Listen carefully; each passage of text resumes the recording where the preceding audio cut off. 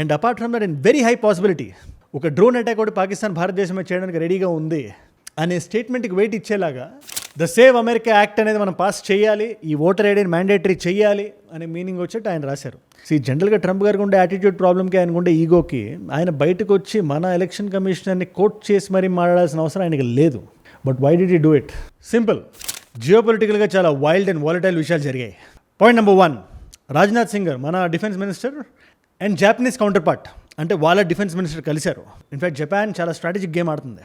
America మీద over dependence ఉండకూడదని India Australia axis ఒకటి రెడీ చేద్దామని చూస్తుంది మిలిటరీలీ. దీనికి సంబంధించిన కొలాబరేషన్ ఆపర్చునిటీస్ గురించి మనం మాట్లాడాం.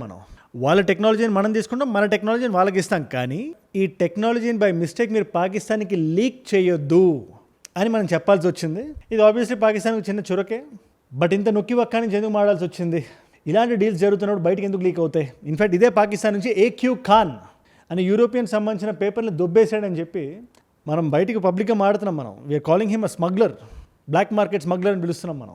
ఎనీవేస్ ఆ ఇష్యూ మొత్తాన్ని రౌండప్ చేసి మేము ముందు పెట్టేస్తాం. బట్ దానికన్నా ఇంపార్టెంట్గా ట్రంప్ గారు ట్వీట్ చేశారు, ఫర్ ఎ చేంజ్ ఈసారి కొంచెం భారతదేశాన్ని పొగుడుతూ మన ఎలక్షన్స్ గురించి మాడుతూ మన ఎలక్షన్ కమిషనర్ ఏదైతే ఒక మాట అన్నారో అమెరికన్ అంబాసిడర్ సర్గే గోర్తో అన్న మాట ఆయన కోర్ట్స్లో పెట్టి మరీ చెప్పారు. ఏంటంత అద్భుతంగా మన ఇండియాలో జరుగుతున్న ఎలక్షన్స్కి సంబంధించిన ఇష్యూ ఏంటో కూడా మనం మాట్లాడదాం ఓపెన్గా. మన దగ్గర కూడా ఇష్యూస్ ఉన్నాయి, దాన్ని కాదనట్లా. బట్ ట్రంప్ గారికి మన ఎలక్షన్ ప్రాసెస్లో నచ్చిన ఆ విషయం ఏంటి అది మీరు తెలుసుకోవాలి. And apart from that in very high possibility ఒక డ్రోన్ అటాక్ ఒకటి పాకిస్తాన్ భారతదేశమే చేయడానికి రెడీగా ఉంది అనే స్టేట్మెంట్కి వెయిట్ ఇచ్చేలాగా పాకిస్తాన్ ఒక యాక్టివిటీ చేసింది. మన ఇండియన్ హై కమిషన్ బయట పాకిస్తాన్లో ఇస్లామాబాద్లో సెక్యూరిటీని వెనక్కి లాగేసింది. ఇన్ఫ్యాక్ట్ ఈ క్రొనాలజీ మొత్తాన్ని మీకు ఎక్స్ప్లెయిన్ చేస్తాను నేను. దీని తర్వాత సెర్గియో గోర్ గారు భారతదేశం రావడం, Kashmir is an integral part of India అని ఆయన చెప్పడం, దానికి పాకిస్తాన్ రియాక్ట్ అవ్వడం, దానికి రెస్పాన్స్గా మనం టిట్ ఫర్ టాట్ లాంటిది ఒకటి చేసాం అది మీరు తెలుసుకోవాలి. చాలా ఇంట్రెస్టింగ్ ఉంటుంది వాళ్ళ వీడియో మొత్తం. అండ్ ఇలాంటి వీడియోస్ నా సైడ్ నుంచి మీకు రోజు ఒకటి వస్తుంది. మనకి లోకల్గా జరిగే ఇష్యూసే కాదు, ఇలాంటి ఇంటర్నేషనల్ జియో పాలిటిక్స్ని కూడా అందరికీ అర్థమయ్యే భాషలో ఒక 10-15 నిమిషాలు వీడియో చేసి మీ ముందు పెట్టే పూచి నాది. నేను వీడియో చేస్తాను. వీడియో మీ దగ్గర రావాలంటే మీరు ఏం చేయాలి? కింద కనబడే సబ్స్క్రైబ్ బటన్ నొక్కి పెట్టేసుకోండి. డన్. మిత్సుబిషి ఈ కంపెనీ పేరు మీరు వినే ఉంటారు కదా. అందులో మన ఇండియన్ హౌస్ హోల్డ్స్లో కూడా చాలా ఎలక్ట్రానిక్ అప్లయన్సెస్కి ఈ కంపెనీని మనం వాడుతుంటాం. It's a very famous Japanese company. ఇప్పుడు ఈ కంపెనీకి సంబంధించిన ఒక ఫైటర్ జెట్ ఒకటి భారతదేశంలో తిరగబోతుంది for the very first time. ఇది ఎందుకు? ఈ డిఫెన్స్ కోఆపరేషన్ ఎందుకైతే బిగినింగ్లో మన డిఫెన్స్ మినిస్టర్ వాళ్ళ డిఫెన్స్ మినిస్టర్ కలిశారని చెప్పాను కదా. జనరల్గా ఇప్పుడు ఏం చేస్తారు? ఇప్పుడు అమెరికాని మనం చూసుకుంటే చాలా హాస్టైల్గా ఉంది. అది సౌత్ కొరియా మీద కానీ, ఆస్ట్రేలియా మీద కానీ, జపాన్ మీద కానీ, లేదా వేరే యూరోపియన్ నేటో దేశాల మీద కానీ. అసలు మేము ఇరాన్తో గొడవ పడుతుంటే, మాకు యుద్ధం జరుగుతుంటే మీరు ఎందుకు ముందుకు వచ్చి మాతో పాటు నిలబడలేదు, మా పక్కన నిలబడలేదు అనేది వాళ్ళ పాయింట్ ఆఫ్ వ్యూ. సరే, ఎవరి గొడవలు వాళ్ళకు ఉంటే ఎవరి దేశం వాళ్ళకి ముఖ్యం. వాళ్ళ దేశాన్ని ఎక్కడో వాళ్ళు ప్రయారిటైజ్ చేసుకున్నారు. కానీ ఎక్కడో ఈయన ఈగో హర్ట్ అయింది. సరే, హర్ట్ అయితే ఊరికే ఊరుకుంటారా? ఎవరికి ఎక్కడ చురకలు పెడదామని చూస్తున్నారు ఆయన. ఇలాంటి టైంలో జపాన్ స్ట్రాటజీకి ఏం చేయొచ్చు? యూఎస్ఏ మీద ఉండే డిపెండెన్స్, మిలిటరీ డిపెండెన్స్ని తగ్గించుకొని వేరే ఏ దేశాలతో చేయాలో చూడొచ్చు. అలా చూస్తున్నప్పుడు కనబడ్డ దేశమే భారతదేశం. ఆ పాయింట్ ఆఫ్ వ్యూలోనే మనం కలిసాం. ఇన్ఫ్యాక్ట్ మన 3 దేశాలు ఆస్ట్రేలియా, జపాన్ అండ్ ఇండియా ఒక మాట మీద ఉంటే, ఒక యాక్సెస్లో ఫామ్ అయ్యి ఉంటే క్వాడ్లా అనుకోండి. But quad it's not a serious thing right now. But 3 important దేశాలు కలిసి ఉన్నట్టు ఉంటుంది కదా. జపాన్ తక్కువ దేశం ఏం కాదు. ఆ పాయింట్ ఆఫ్ వ్యూలో రకరకాల విషయాలు జరుగుతాయి. ఒకటి, వాళ్ళ ఫైటర్ జెట్స్ని మన దగ్గర పంపిస్తారు, మన దగ్గర ఉండే టెక్ని నా దగ్గర పంపిస్తాం. ఇదంతా కలిసి వీళ్ళిద్దరూ కలిపి ఏదైనా రెడీ చేస్తారా? ఇది జపాన్ కానీ భారతదేశం కానీ కలిపి మనం ఏదైనా చేస్తామా? ఒక మిజైల్ టెక్నాలజీ ఫర్ ఎగ్జాంపుల్ అనేది రెడీ చేస్తామంటే మన డిఆర్డిఓ వాళ్ళది, మనకి ఎలా అయితే డిఆర్డిఓ ఉందో మన టెక్ని మనం ఎలా అయితే రెడీ చేసుకుంటాం, వాళ్ళది ఏఎల్టీ అని ఉంటుంది. ATL, acquisition technology and logistics department and something like that. మన డిఆర్డిఓ లాంటిది అనుకోండి. ఇద్దరం కలిసి రెడీ చేస్తామని చెప్పి ఒక జాయింట్ స్టేట్మెంట్ ఒకటి జారీ చేసాం. అక్కడే పాకిస్తాన్కి బై మిస్టేక్ మా సైడ్ నుంచి వచ్చిన ఇన్ఫర్మేషన్ని దేన్ని లీక్ చేయకండి అని మనం స్పెసిఫిక్గా కేటగారికల్గా చెప్పాల్సి వచ్చింది. చైనా లాంటి దేశం ఎంత హాస్టైల్గా ఉంటుందో మనకు తెలుసు. బయటికి ఏం మాట్లాడనిద్దాం. ఇన్ఫాక్ట్ యూఎస్కి మనకి ఉండే హాస్టైలిటీని చూసి ముందుకు వచ్చింది వాళ్ళ. కానీ ఇండియా చైనీస్ యాప్స్ని ఒక 59 యాప్స్ని బ్యాన్ చేయడం కానీ it's a very straight move వాళ్ళకి. అండ్ పాకిస్తాన్ అంటే చైనా లాంటి దేశమే. అది తక్కువ పవర్ ఉంది, రుమాలు వేసుకొని కూర్చుంటారు, అంతే డిఫరెన్స్. ఇక్కడ ఒక ఇంపార్టెంట్ డిస్టింక్షన్ ఏంటంటే, పాకిస్తాన్లో ఇలాంటి ఒక విషయం ఆల్రెడీ జరిగింది. ఏదైతే మనం అలర్ట్గా ముందు చెప్పామో, ఏక్యూ ఖాన్ అనే వ్యక్తి అప్పట్లో న్యూక్లియర్ టెక్నాలజీని కొట్టేశాడు ఆయన యూరోప్ నుండి. ఇది it's a known fact, known history. ఒకసారి మీరు రీసెర్చ్ చేయండి. సో వాళ్ళకి సిగ్గుసరం లాంటివి ఏం లేవు. మన టెక్నాలజీని తీసుకొని మన మీదే వాడే అంత దుర్మార్గులు వాళ్ళు. సో ఆ పాయింట్ ఆఫ్ వ్యూలో మనం ముందే చెప్పాం, అంతే సింపుల్. ఎనీవేస్, నేను ఇక్కడ మిమ్మల్ని అడుగుదాం అనుకున్న క్వశ్చన్ ఏంటంటే, ఇలాంటి టైంలో ఇలాంటి ఒక డీలింగ్ ఏదైతే ఉందో జపాన్కి ఇండియాకి అది లాంగ్ లాస్టింగ్ ఉంటుంది అనుకుంటున్నారో ఉండదా? మీరు కింద కామెంట్స్లో మీరు రాయండి. ప్యారలల్గా మూవింగ్ ఆన్, ట్రంప్ గారు ఒక ట్వీట్ వేశారు. ఒకసారి మీరు జాగ్రత్తగా వినండి. జనరల్గా ట్రంప్ గారు ఏదైనా మన భారతదేశం గురించి లాస్ట్ 1 yearగా మాటలు వచ్చినప్పుడల్లా ఆయన ఈగో నేను ప్రదర్శిస్తారు. ఆయన ఇండియా అది ఇండియా మనం వాడేసుకుంది, ఇండియా ఇచ్చేసింది, ఇండియాకి పలానా టారిఫ్ 100% టారిఫ్, 200% టారిఫ్, 300% టారిఫ్ అని చెప్పి నోటికి ఏదో వస్తుంది మాడుతున్నారు. అలాంటి ట్రంప్ గారు సడన్గా మీరు ఒకసారి ఈవెంట్స్ని చూడండి. సర్గియో గోర్ కాశ్మీర్ వస్తాడు. ఆయన Kashmir is an integral part of India అంటాడు. పాకిస్తాన్ నుంచి బ్యాక్లాష్ వచ్చినా పట్టించుకోడు. పాకిస్తాన్ వాళ్ళు ఇదేదో బై మిస్టేక్ ఆయన నోటి నుంచి తుల్లిందనే మీనింగ్ వచ్చినట్టు వాళ్ళు అక్కడ పిఆర్ చేసుకుంటున్నారు. కానీ మన నిజమేంటే మనకు తెలుసు. ఆయన చాలా ఆలోచించి చెప్పిన మాట అది. సో ఇలాంటి ఒక తరుణంలో, ఇలాంటి టైంలో FCRA అనే బిల్ మొన్న మాన్సూన్ సీజన్లో మన పార్లమెంట్లో వెళ్ళలేదు. So America is clearly trying to appease India. So tweet ఒకసారి చూడండి. ఇక్కడ నేను వర్డ్ టు వర్డ్ చెప్పాను కానీ దాని మీనింగ్ చెప్తాను నేను. జ్ఞానేష్ కుమార్ గారు మా ఎలక్షన్ కమిషన్కి సంబంధించి హైయెస్ట్ పర్సన్ ఆయన రీసెంట్గా సర్గియో గోర్తో మాట్లాడుతూ ఒక స్టేట్మెంట్ చేశారు. అసలు ఓటర్ ఐడి లేకుండా మీ దగ్గరే ఎలక్షన్స్ ఎలా అవుతాయి? ఇది మీరు వినగానే కంగు తినొచ్చు. అమెరికాలో ఓటర్ ఐడి అనే కాన్సెప్ట్ అన్ని స్టేట్స్లో ఉండదు. అది ఎక్స్ప్లెయిన్ చేస్తాను నేను. బట్ దాన్ని కోట్ చేస్తూ మరి అది మనం తెలుసుకోవాలి కదా. మన దగ్గర ఒక కొత్త యాక్ట్ పాస్ అవ్వాలి. ద సేవ్ అమెరికా యాక్ట్ అనేది మనం పాస్ చేయాలి. ఈ ఓటర్ ఐడిని మ్యాండేటరీ చేయాలి అనే మీనింగ్ వచ్చేట్టు ఆయన రాశారు.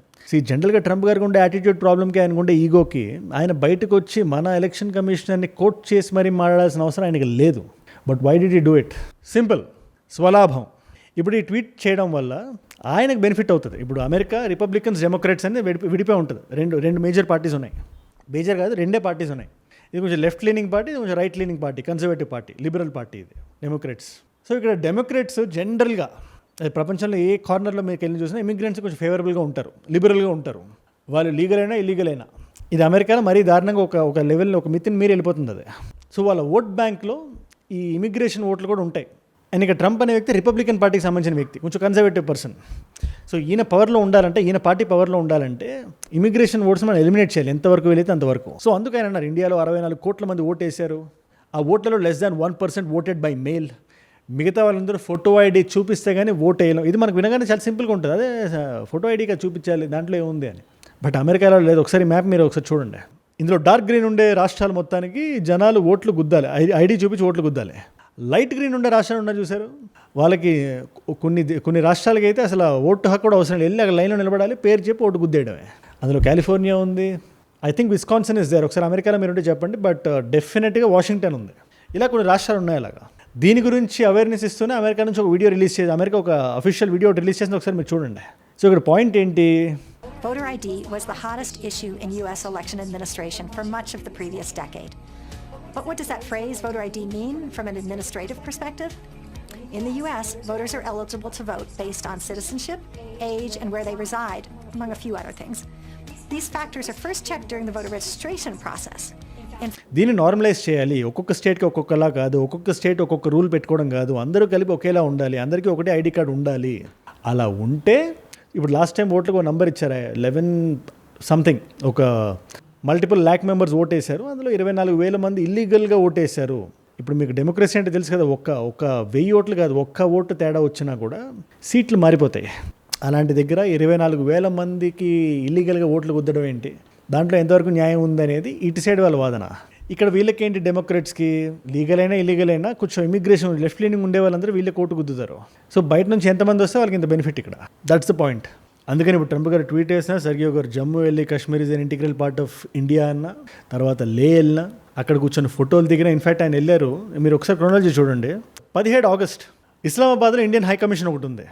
దాని బయట ఉండే సెక్యూరిటీ మొత్తాన్ని స్ట్రాటజీగా పాకిస్తాన్ వెనక్కి లాగేస్తుంది. ఇది మనమేం ప్రేరేపించలేదు. పాకిస్తాన్ స్వతహాగా ముందుకొచ్చి భారతదేశాన్ని కెలకడానికి చూసింది. ఇది జరిగిన 2 రోజులకి 19th August Sergio Gor will come to Kashmir వచ్చి స్టేట్మెంట్ ఇస్తాడు. ఆయన చూసి ఆలోచించి ప్లాన్ చేసుకొని ఇచ్చిందే ఇది. ఆయన నోట్ నుంచి తుల్లింది ఏం కాదు అది. ఇది వరల్డ్ ఓవర్ హెడ్లైన్స్ అవుతుంది.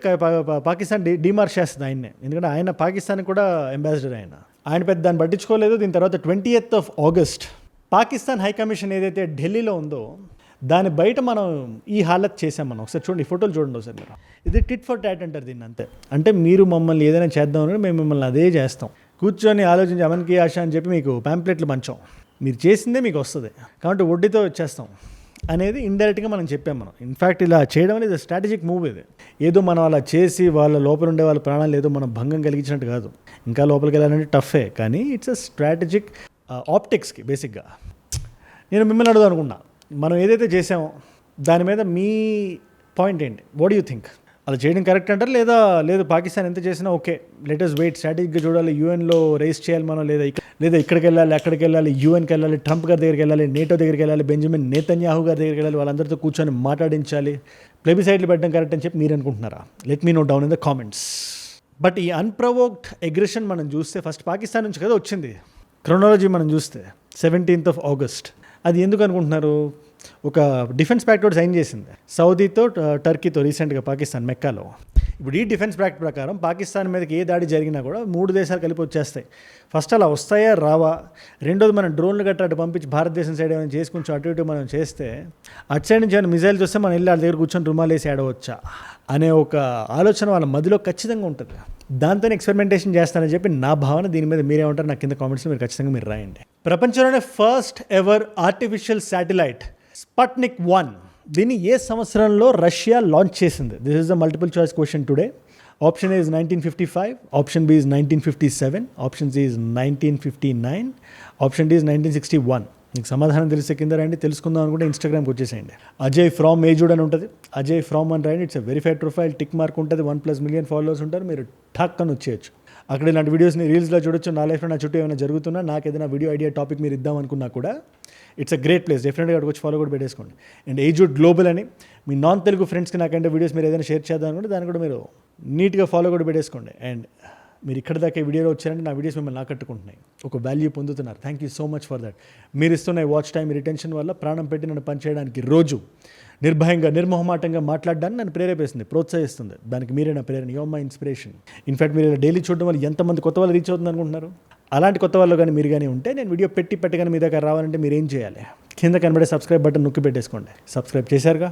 డన్. మీకోసం నేను వీడియోస్ పెడతాను. ఇది లోకల్గా మనకు జరిగిన ఇష్యూ. నల్గొండలో కొండమల్లపల్లిలో రూపారెడ్డి గారి కేసు ఒక కొలుక్కొచ్చింది. దాని గురించి ఎస్పీ గారు ప్రెస్ మీట్ పెట్టి మరీ మాట్లాడారు. దానికి సంబంధించి మోర్ డీటెయిల్స్ మీకు కావాలి, క్రిస్టల్ క్లియర్గా మీరు అర్థం చేసుకోవాలంటే ఆ వీడియో ఇక్కడ ఉంది. లేదు కొంచెం జియో పొలిటికల్ ఫ్లేవర్లోనే ఆర్టింజ్లోనే వీడియో చూద్దాం అనుకుంటే ఆ వీడియో ఇక్కడ ఉంది. మీకు ఏ వీడియో ఇంట్రెస్ట్ ఉంటే ఆ వీడియోని చూడండి. నేను మిమ్మల్ని రేపు ఇంకో వీడియోతో కలుస్తా. మనందరం కలిసి పెరగాలి, కలిసి ఎదగాలి. Let us all grow together. Let us all rise together. Rise above ignorance, rise above arrogance, rise above hate. ఏజుడ్ అంటే మనం. జై హింద్, జై భారత్, జై ఆంజనేయ. ఓం నమః శివాయ.